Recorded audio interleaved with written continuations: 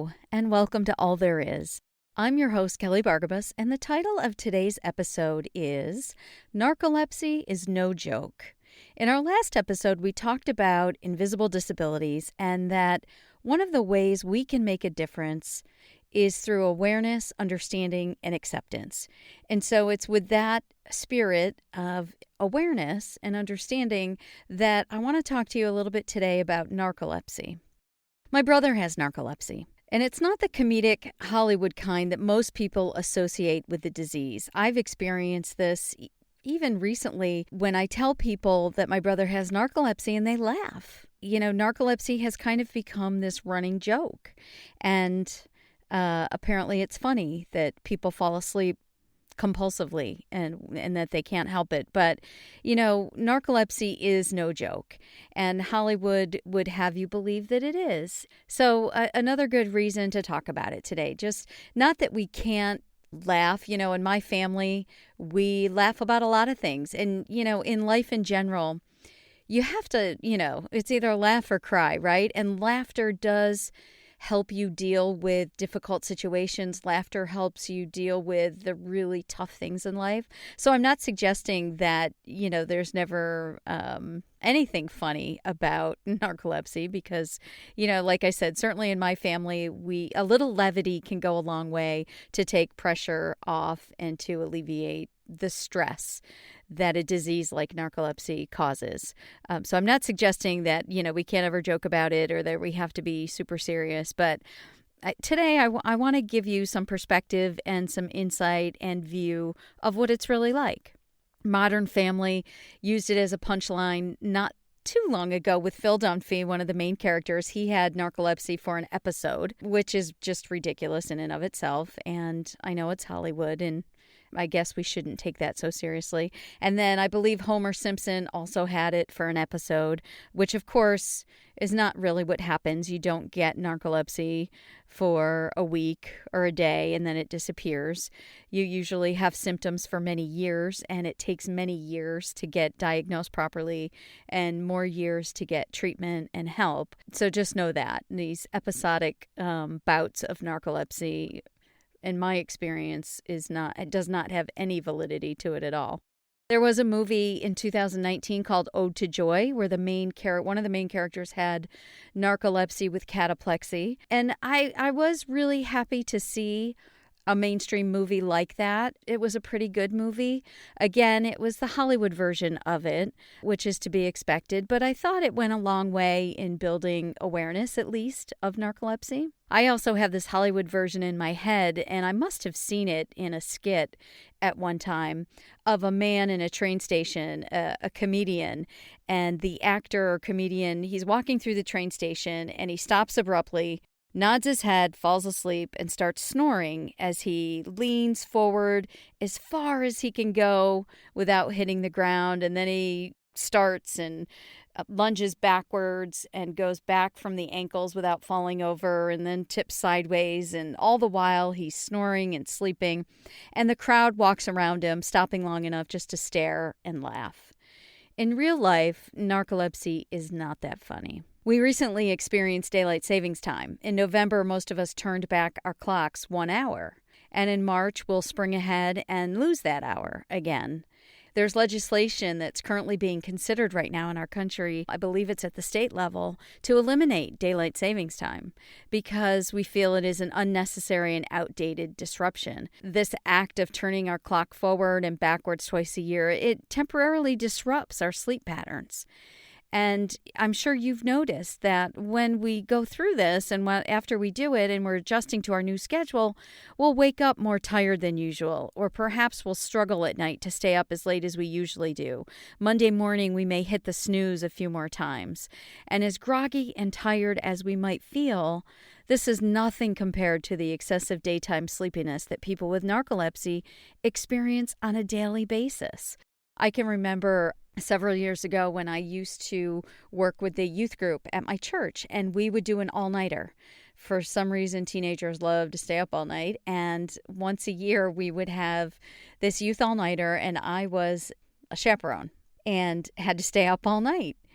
And that is tough. If you go 24 hours without sleep as an adult, Not as a teenager, who I'm sure went home and crashed in their beds, but as an adult, to stay up all night, like you just are not right. That next day, you can't think clearly, you can't speak clearly, you usually don't feel well, you get a headache. It really impacts you when you miss a night's sleep.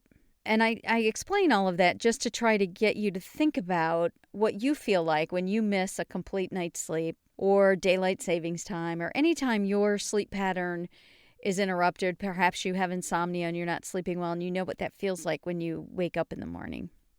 Narcolepsy is a chronic and under-recognized and underdiagnosed neurological disease that is caused by the brain's inability to regulate sleep-wake cycles. Your brain is misfiring and it can't accurately tell your body when to sleep and when to wake up, which results in the overwhelming urge to sleep. And this disease affects more than 200,000 Americans and 3 million people worldwide. Whenever my brother is still for more than a minute or two, and sometimes it's seconds, he falls asleep. He falls asleep in the car before you turn the first corner after you pull out of his driveway. He has fallen asleep while eating at the dinner table in the middle of conversations. He's fallen asleep standing at the sink washing dishes.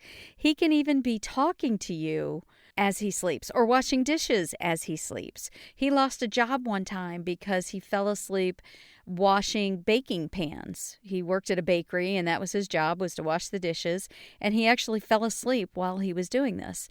And this is actually a symptom of narcolepsy called automatic behavior. You may think a symptom of sleepiness doesn't sound all that tragic, but think about how difficult it would be to sit in a classroom or sit at a desk or drive a car or do anything productive with this happening throughout your day. It is crippling. Think about what you feel like if you go without sleep for 24 to 48 hours. You can't think straight. You can't keep your eyes open. Your body and brain shut down, numb. This is what excessive daytime sleepiness feels like all day, every day for those with narcolepsy. Because of his excessive daytime sleepiness, my brother often slurs his words and his eyes are droopy, half open. Some people assume he's drunk or stoned or just plain lazy. He's not. This is just what he looks like and acts like with narcolepsy. Cataplexy is another major symptom of narcolepsy. The sudden loss of muscle tone leads to feelings of weakness and a loss of voluntary muscle control, which means that my brother can be standing still or walking or sitting in a chair and just fall over. All 225 pounds of him suddenly becomes lifeless, and he is unable to move until his legs regain their strength. He doesn't lose consciousness during these episodes, but he can't speak and he can't stop it once it starts. He has to wait it out. Cataplexy can occur spontaneously. It can be triggered by sudden, strong emotions such as fear, anger, stress, excitement, or laughter. It seems to happen often when he least expects it. He has had cataplexy attacks in the grocery store, at Walmart, in the middle of the street where he fell and broke the bone that goes around his eye socket, on the bus, and at work. Now that he doesn't drive, he has had cataplexy while riding his bike and has fallen into the ditch and hit his head. And although the falls are dangerous and potentially life-threatening, leaving him with rug burns on his face, black eyes, bruised ribs, and broken bones, the worst part is not knowing when or where it's going to happen next. Hallucinations and sleep paralysis are the other major symptoms and are equally vivid and frightening. It can often take up to 10 years from when symptoms are first noticed until there is a medical diagnosis. There is currently no cure for narcolepsy, and my brother's doctors continue trying to find just the right mix of prescription drugs to keep him awake during the day and more drugs to help him sleep at night. I find it interesting that the word narcolepsy comes from the two Greek words roughly translated as seized by numbness. Experts don't know for sure what causes it. Studies have shown that the neurological disorder may be caused by a number of genetic or biological factors in the brain, combined with an environmental trigger during the brain's development, such as a virus. And it's difficult for employers, educators, and loved ones to understand this disease. I've witnessed how narcolepsy has affected my brother not only neurologically, but socially and emotionally as well. It has impacted every area of his life, locking him in this world where he is never quite fully awake and rarely has peaceful sleep. I've told you before about the memoir, Chasing the Merry-Go-Round, Holding On to Hope in Home When the World Moves Too Fast. And in that memoir, there's one chapter, it's called Nightmare, and it is the only full chapter in the book that I wrote from Bobby's point of view. I actually wrote it in his, as if he wrote it. I wrote it from his perspective, from his point of view. And it describes one of the very worst moments of his life when his apartment burned down. There was a fire that broke out while he was asleep, or he had fallen asleep. I thought I would read that for you now. It's relatively short. And just remember, this is in Bobby's point of view. Nightmare. I pulled my head up off the desk and struggled to open my heavy eyes. A distant, muffled alarm woke me up. It wasn't the song I was listening to. No, the music had stopped.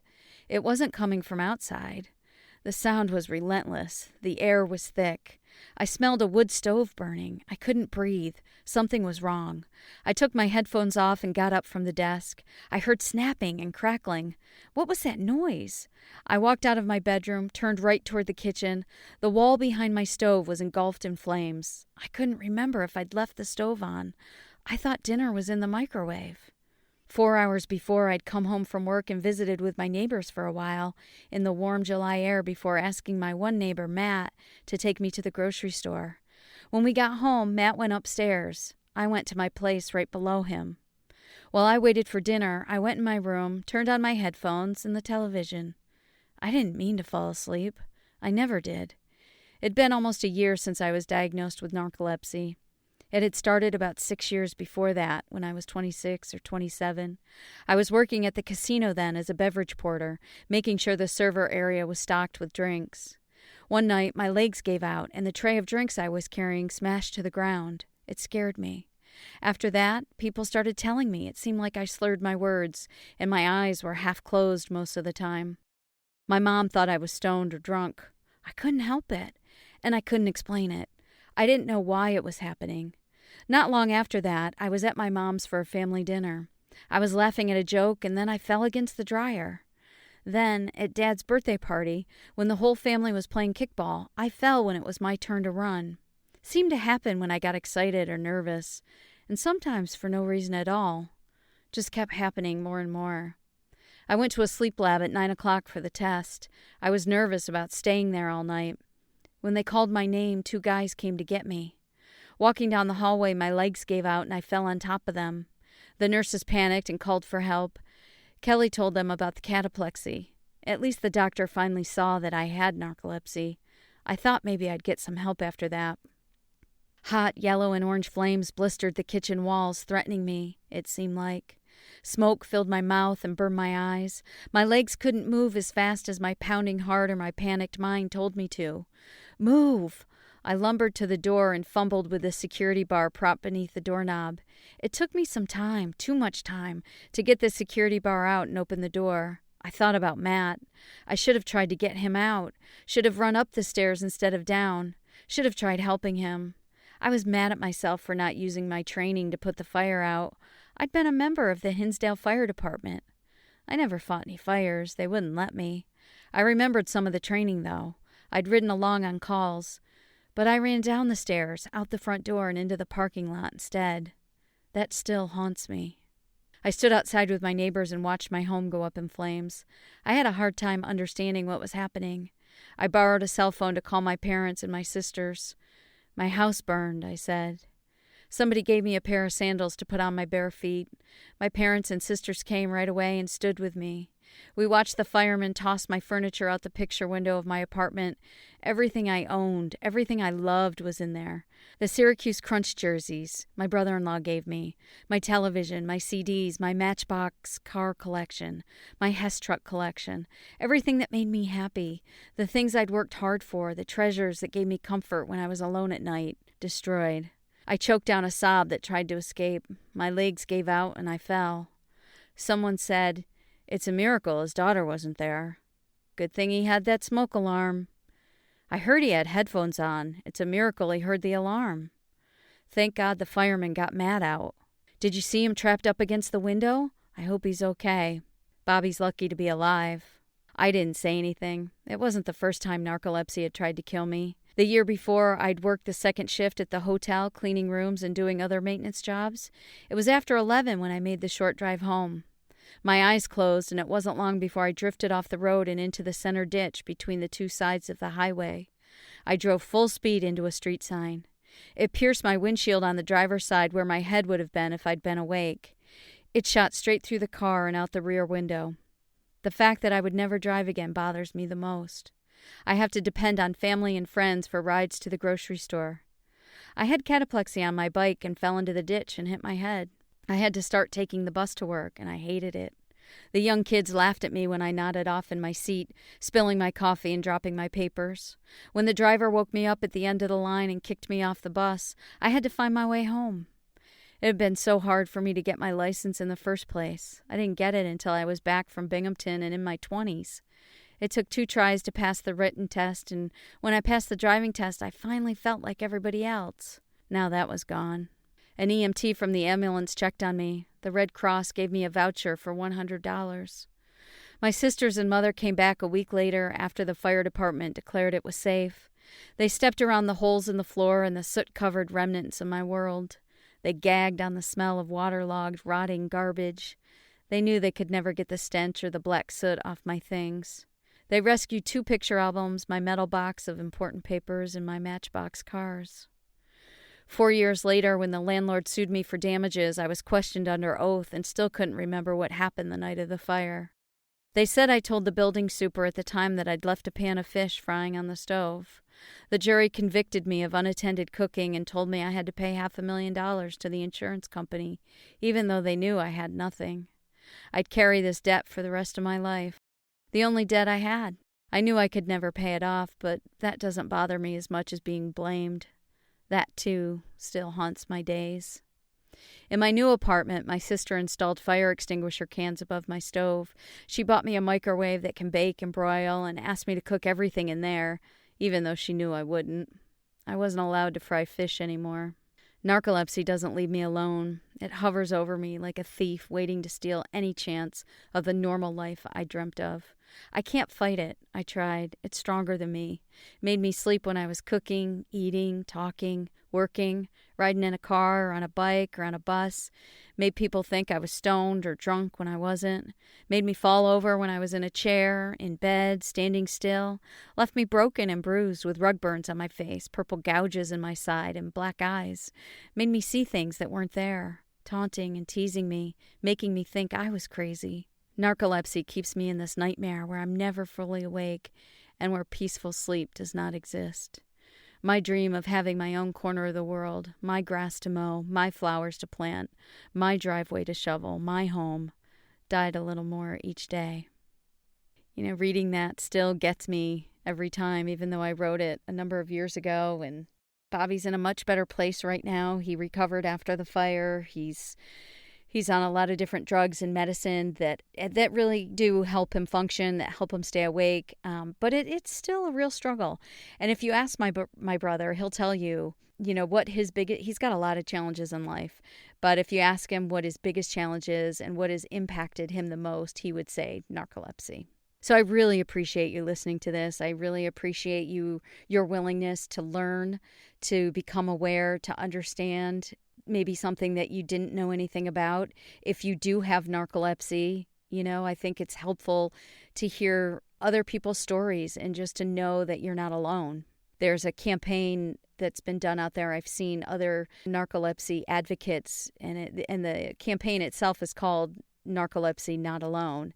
And I think sometimes whatever we are challenged with, whatever invisible disability you might have or someone you love might have, just knowing that we're not alone is such a help, such a part of the battle. So I hope you got that out of today. I hope you got some awareness, some understanding.